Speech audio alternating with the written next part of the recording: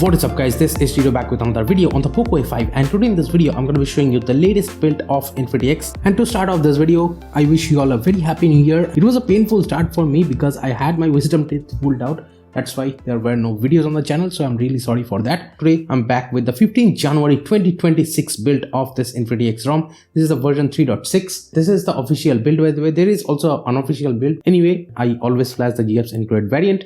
If you don't know how to flash this ROM on your device, you can check out the flashing guide from the description box below.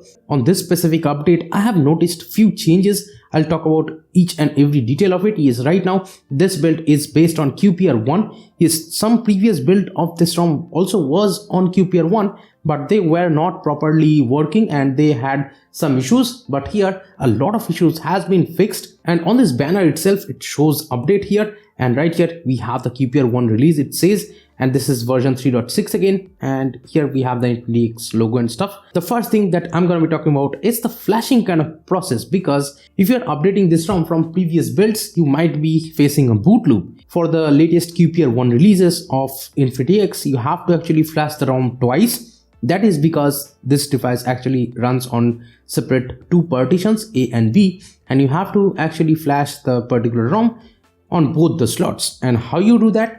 Well, you just simply boot into your Orangebox recovery. I have actually made a separate Orangebox recovery video. You can watch that too.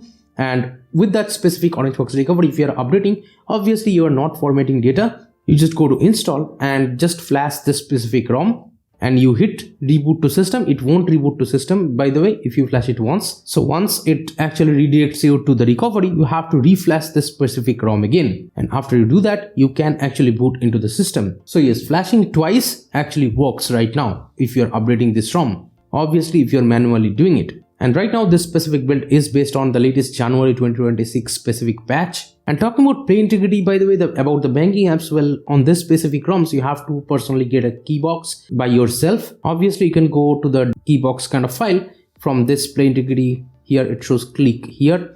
And once I do that, it actually explains every detail of it. So yeah, you have to manage it by yourself. And the specific keyboxes, actually Google bans them after a couple of days. So be careful about that. Even my play integrity may not work right now.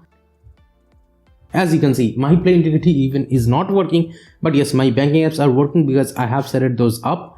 So I have to actually get my hands on a new keybox anyway. And if you're doing that, just download a specific keybox from a Telegram support group. Go to the Infinity suite. Then from here, go to the miscellaneous settings. Go to spoofing here. And from right here, you have to actually select a specific keybox XML file. Click right here. Then select your keybox file, then it should be working. Here, as you can see, it shows device certified in Play Store. By the way, the IR Blaster is working fine here, as you can see. And about unlimited Google Photos backup, yes, this actually has the Pixel XL kind of unlimited Google Photos and videos backup. Now let's talk about the things that I have noticed while actually using this ROM. This status bar expansion or going into the quick setting panel, yes, this specific bug sometimes still appears where it cannot expand fully. You have to just lock the device then and just unlock it with your fingerprint scanner. Then it will go into the full kind of quick setting panel. By the way, these are all like QPR1 kind of quick setting panel styles, and just notice the amount of options here. It's huge. It actually shows even the apps kind of toggle. For the specific app, the quick toggle is, it actually shows that. So this is nice. But yeah, there are a lot of quick toggles. So it's fine, I would say. The quick toggles, the animations and everything are just properly working. No need to worry about it. And you can go and see the Bluetooth devices, battery and stuff, all these things. Now talking about Bluetooth devices, yes, earlier in previous builds, I have had painful experiences while calling, while I receive a call, while connected to a Bluetooth device. I couldn't simply hear anything. That bug used to annoy me a lot.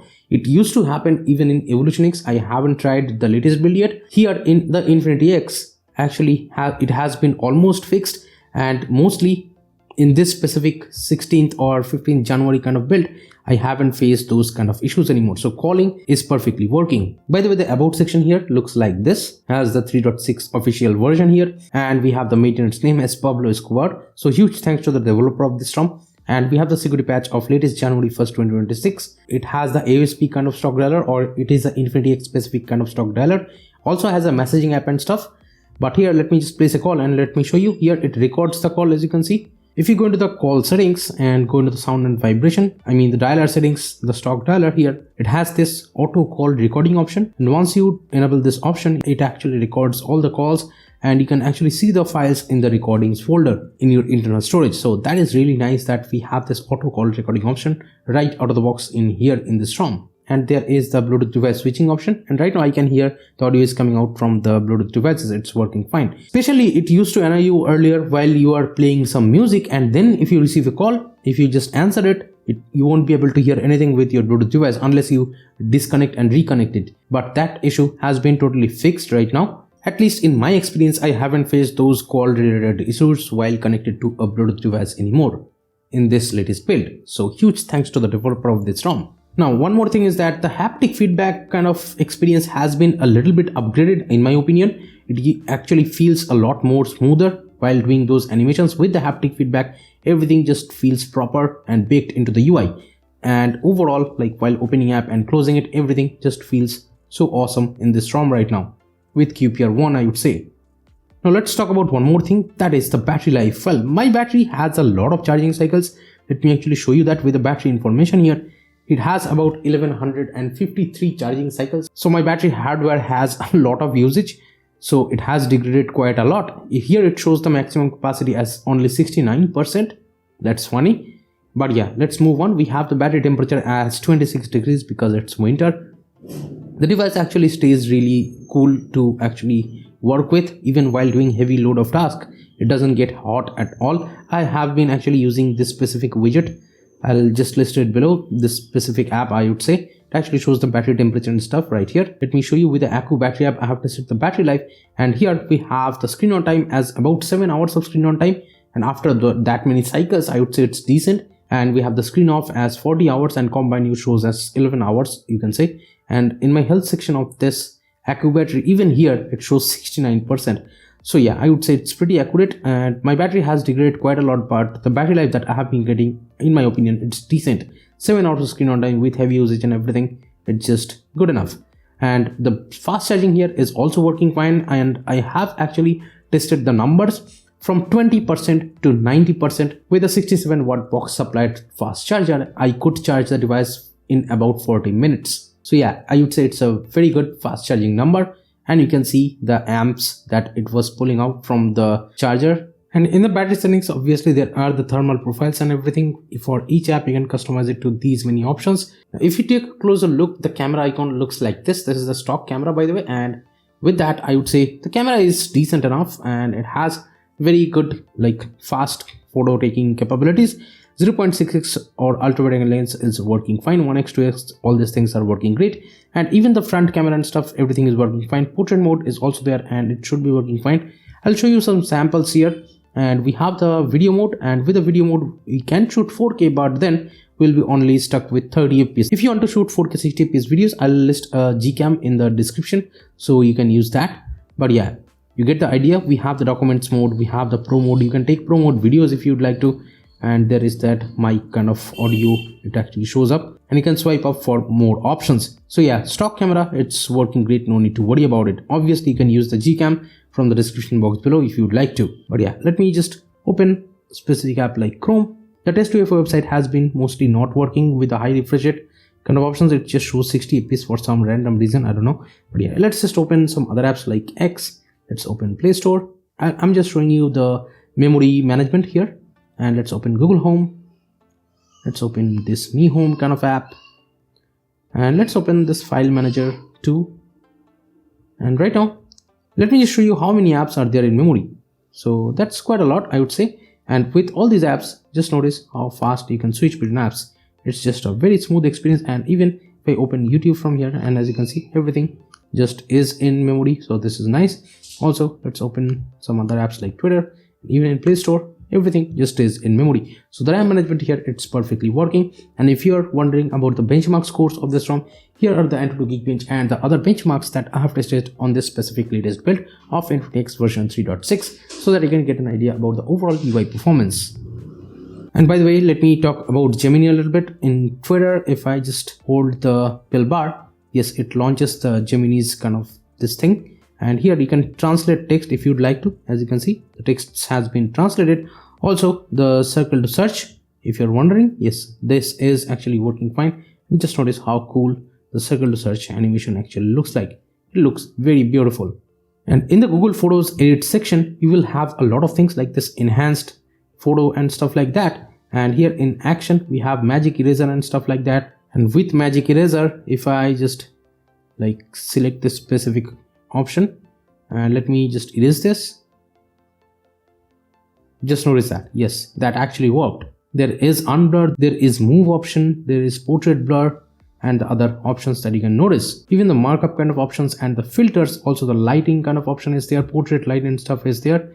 There is the normal color option where you can change the saturation, tint and stuff if you'd like to. So yeah, huge amount of options are there in the Google Photos settings. So these were the Google kind of options which you get right out of the box in this ROM. Here the overall experience, it's very stock-like, but it has a custom launcher which I'll show you later on. But to the left of the home screen, we have the Google's Discover page. Swipe me up will get you to the app drawer, and you can search for any app, and swiping down on the home screen will get the quick setting panel just like this. The power menu looks like this. Yes, there are advanced reboot and stuff like that. So everywhere it is just a stock Android like experience, and it's very smooth overall, even with a lot of customizations here. Just take a look at the widget animation and stuff. It's just so smooth. App opening has been really one of the smoothest experiences so far, and this is why I just love to really drive this ROM. In the security option, let me show you, there are the privacy dashboards and there is the advanced protection. There is more settings, and right here if you just scroll down, there is that theft protection option, or it is a snatch kind of protection by Google, and I have seen it mostly working. And in the device unlock settings, in the fingerprint option, I have added 2 fingerprints, and there is the touch to unlock anytime, so always unlock with the fingerprint scanner option. That is, there is also the face unlock, you can use that. And yes, app lock is also there, but that's in the app settings, I guess. Yes, in the app settings there are these cloned apps kind of option, and there is that app lock. I've already enabled that, and with the app lock, let me show you, this is how the UI actually looks like. If you tap the fingerprint scanner, it will just open the specific app, and it just opened where I left it. So this is nice, the app lock and stuff, everything is working. Also talking about fingerprint scanner, let me show you with the always on display. Okay, so I have a notification, I have to clear it, and let me actually show you with the always on display. This is how it looks like, and tapping on the fingerprint scanner, it's just very fast unlocks. Just look at that animation.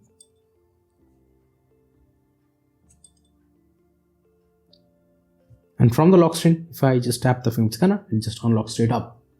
So very fast fingerprint scanner experience overall, as you would expect from this ROM. And the recents panel here looks like this. We have the RAM usage available because I have enabled that. And here, let me show you one thing. It actually shows up this kind of panel on top of the recents panel. On each app, it actually shows up just like this.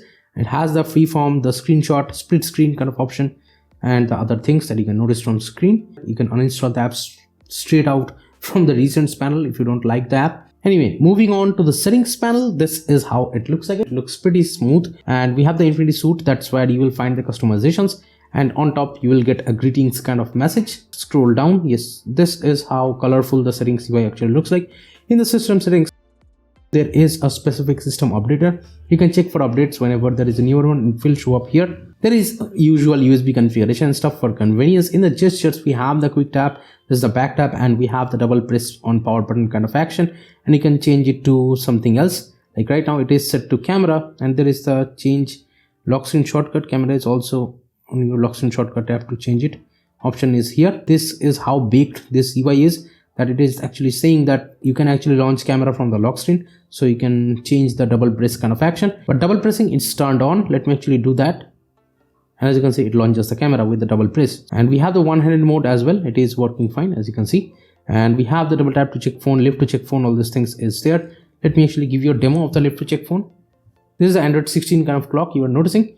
And in the normal lock screen, it looks like this. Obviously, there is always a display. You can enable that. And with that, this is how it will look like. And you can change the lock screen clock styles too. Here from the wallpapers and styles, if you go into the lock screen and clocks, right here, you can actually change the clocks.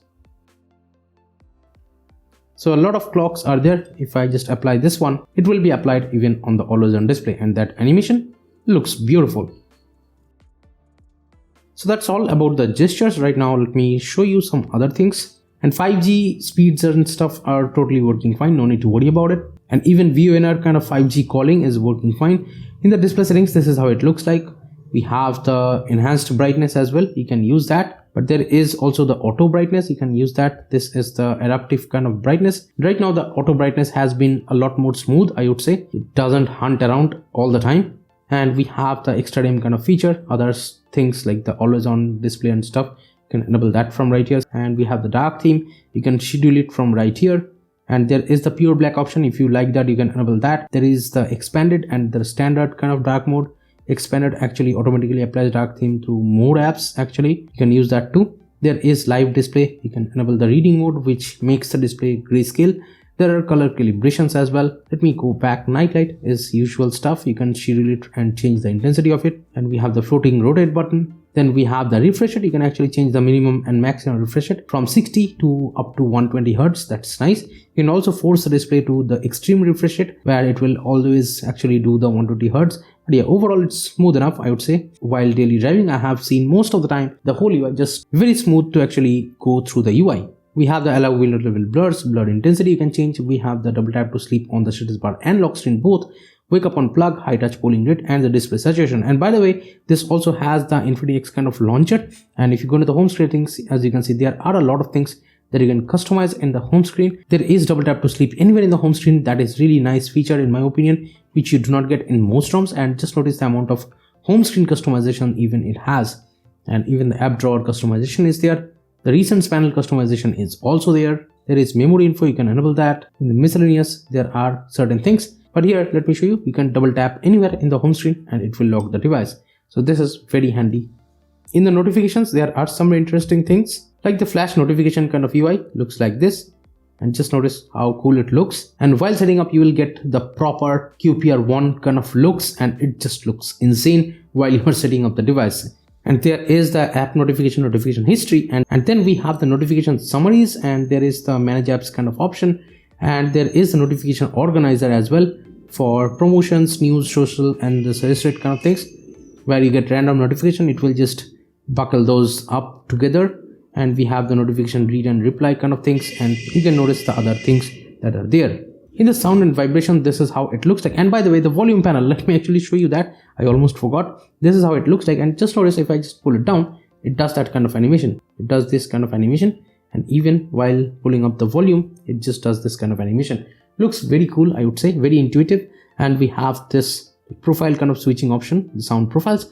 And if you just expand the volume panel, it will look like this. You will have the option to actually change the output device from right here. Then the media call, etc. volume controls are there. And we have the spatial audio, live caption, all these things right here. You can go directly into the volume settings or sound settings from right here. This is nice. And here, like output device changing option actually looks like right now.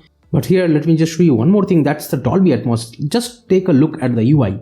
How good it looks. It has a whole separate UI. It has this enable notification for the Dolby Atmos, which I haven't done. That's why it's asking me for that. There is dynamic profile. There is movie and video. There is music. And while I'm doing that, I'm getting a haptic feedback. And just notice the amount of other options. It looks so sleek. There is home option, and here we can actually set a preset from right here. You can customize that too. You can reset that from right here. We have this band configuration stuff, and you can actually change whatever things you would like to, just like this. Just notice the style. You can actually change it to slider, or you can change it to curve. And in the settings of it, we have the bass enhancer, treble enhancer, volume leveler, headphone surround virtualization, and we have the strength. You can actually customize that too from right here. So it's just insane amount of options. Even the dialogue enhancer, just notice how well you can actually customize that. There is per app audio profiles as well. So yeah, you get the idea. Amazing amount of customization in the Dolby Atmos settings right now. I just love it. Let me just go back. We have the clear speaker, we have the charging sound, and we have the other sounds. You can actually customize that from right here. Now let's talk about the customization settings of this ROM. Well, that is present in the Infinity suite. It has huge amount of customization. First of all, we have the monet color, and right here we have the theme style and stuff. There is vibrant expressive splits and the other things. There is the color source kind of option, and there are the luminance chroma factor and the whole palette kind of, and the tint background. There is the lock screen customization, and here we have the screen of animation, CRD and scale, charging animation, and there is the charging stats, and there is the pulse visualizer as well if you want to enable that. There is smart space of Google, but yeah, it shows the date on the bottom. It doesn't show the weather yet. Not really sure how it works, but yeah, I have just enabled that. There is a media cover art, there is the ripple effect, there is the fingerprint authentication and the error vibration. Have the status bar kind of option, We have the status bar tuner, and there is the headset Bluetooth etc. kind of options. And just notice the other options which are there. There is colored icons, show notification count, clock and date kind of customization. By the way, a lot of things has been removed earlier from the previous build, and on the latest build it has been added back. I mean on QPR1, so that's nice. There is AM PM style customization, and the whole date kind of customization style is there, and I have already done that. Just notice this is how it looks like. There is a colored icon, show notification count, clock and date kind of customization again is there. Now let me show you, there is the clock style and the background chip. You can enable that if you'd like to. And in the battery style, there is the icon landscape, right? It is basically the iOS 16 kind of style which is there.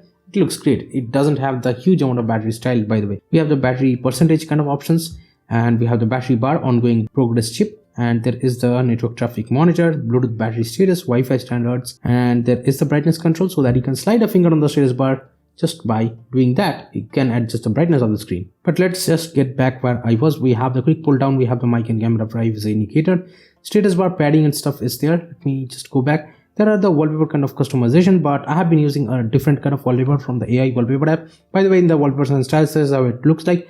We have the lock screen shortcuts just like this, left and right shortcut you can actually choose. And we have the notification lock screen kind of customization. Again, the clock customization stuff is there. You can change the size, the color and everything. We have the other thing like the home screen customization. You can also change the colors from right here. Also, there is the color contrast kind of settings. Right here we have the outline text and stuff. If you want to enable that, you can. It will look a little bit more like exposed, I would say.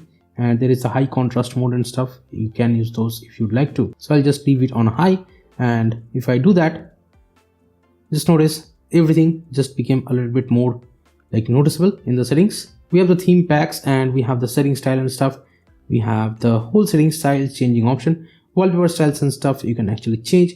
There is a font style as well, and just notice there is a pre-built fonts and the custom fonts option, and the font style you can actually change from right here. Just notice the amount of font options is nothing. Dot font and stuff should be there as usual.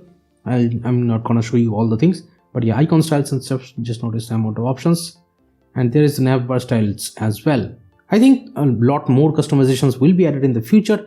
There is a always on display kind of customization. You can schedule it, the always on display. I mean, if you don't want it at night, you can just schedule that from right here. We have the ambient wallpaper as well. So if I just enable that, let me show you. The always on display just straight up looks like this. It doesn't go dimmer. This is the always on display, by the way, but it will consume a lot of battery, so don't use that. There is the buttons. We have the click to partial screenshot. We have the long press button toggle torch, and by the way, it enables the torch at full brightness, so this is nice. Customize the torch brightness from right here in the quick setting panel. This is nice. Let me just turn it off.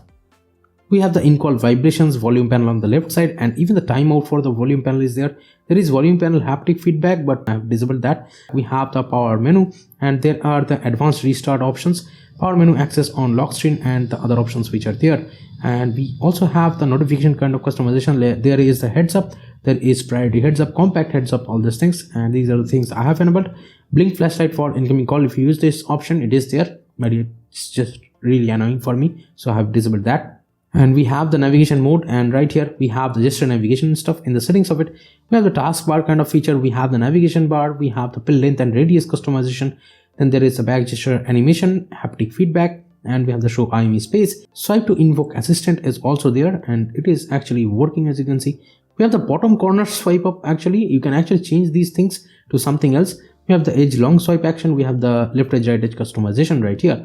3-button navigation and the circle search is there. You can just enable the sidebar, and you can launch actually specific apps with that, just like this. As you can see, you get the idea. We have the 3-finger swipe gesture, so you can change the screenshot gesture to anything else. Like, look at the options, it's huge. We have the shake gestures as well, so if you shake the device, it will do something. So these kind of options are there.